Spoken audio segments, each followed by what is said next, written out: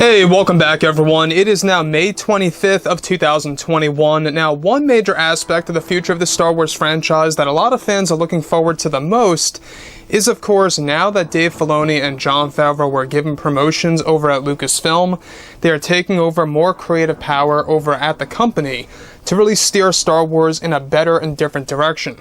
This is Mike Zero. Make sure to subscribe if you're new to the channel for future Star Wars content.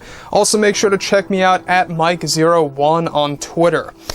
Now, when we go ahead and examine everything that has happened for the past couple of weeks now, there's been a lot of progression, a lot of development between Jon Favreau, Dave Filoni, and of course what Kathleen Kennedy is up to with the Acolyte TV series with Leslie Headland. We talked about this before, that particular TV show is not really doing all that well. There's a lot of creative differences between herself and Leslie Headland, surprisingly, in a very unexpected way. But I digress. The real reason as to why a lot of fans are really excited about Jon and Dave is that they're going to be the ones responsible for really tying all the TV shows together in a Marvel-esque format. And I know that some of you guys out there may not like that, of how eventually all these TV shows are going to interconnect. That's going to lead to TV shows that will actually include all of the fan favorite characters and more.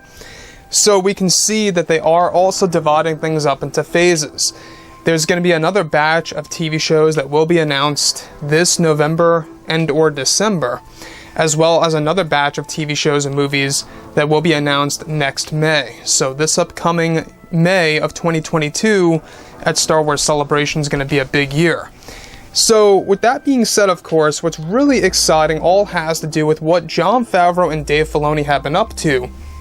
But not just that, but what Disney CEO Bob Chapek had to say about the entire Gina Carano situation that happened back in February of this year.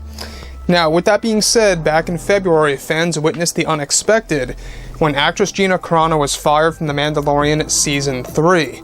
However, not only fired, but the way that she was fired through Twitter trends only made the situation worse for the Star Wars community and for Disney's reputation.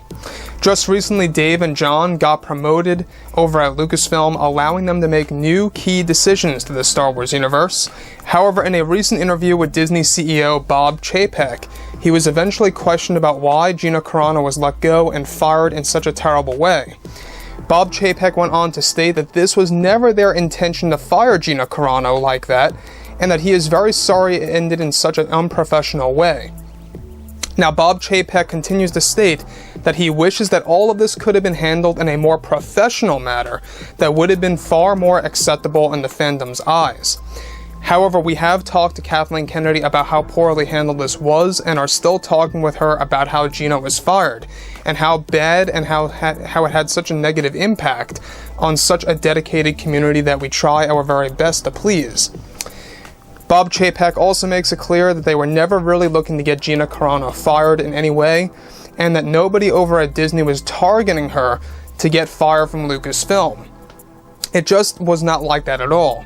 The CEO went on to unveil that they will make sure that something like that happened or will never happen to Gina Carano, how it was handled, and how that's never going to happen again to any other employees or actors or on board of a Star Wars project.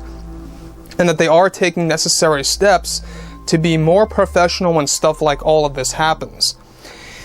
So here's the thing about Bob Chapek. He's pretty much been a little bit of a flip-flopper before in the past. We do know that, Bob Chapek said before that, he supports a lot of the decisions that were made about Gina Carano. Now it seems like he's low-key kind of siding with Gina Carano and feeling bad for her.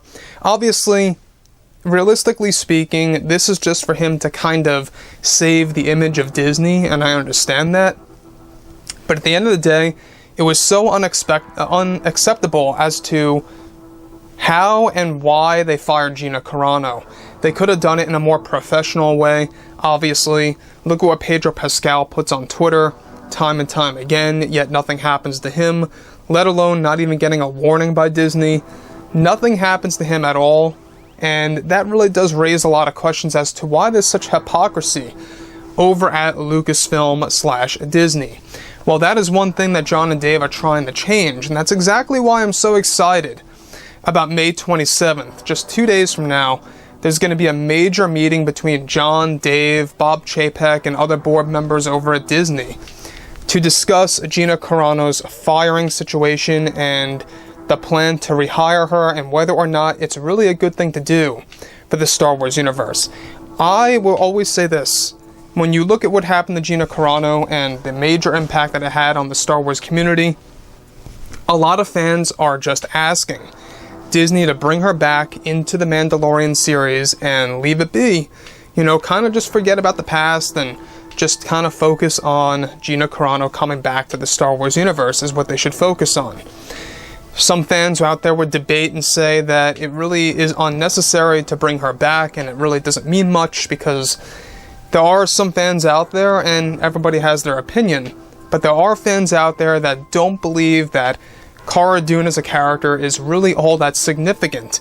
And yes, she is a minor character, but keep in mind that Gina Carano's firing unexpectedly made her character all the more significant, both on a story level and merchandise level.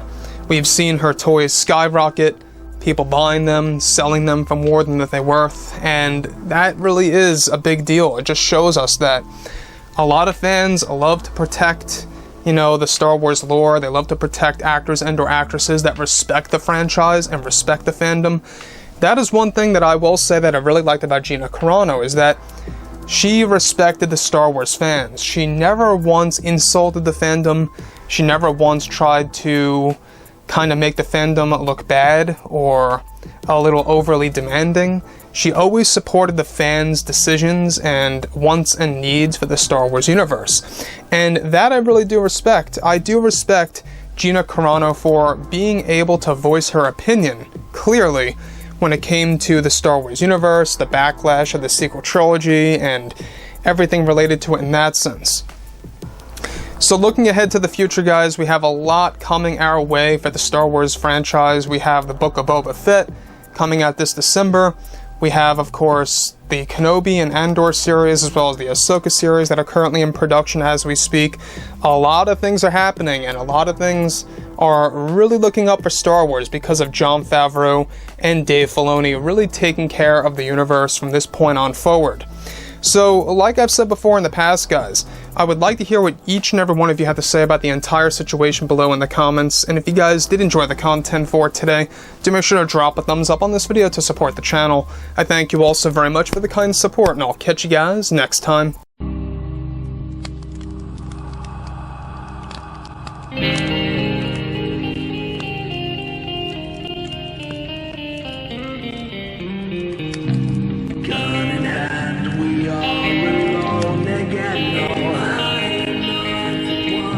From night to morning.